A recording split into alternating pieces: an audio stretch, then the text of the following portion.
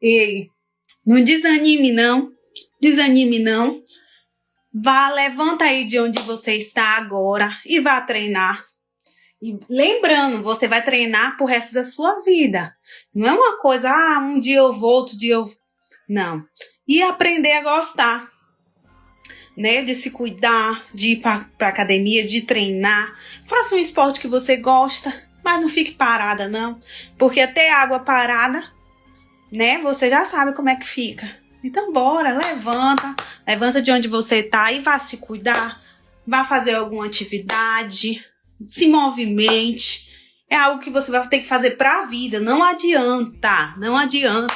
Mas eu não gosto. Meu amor, você já é grande, já é adulta. Você não é criança, não.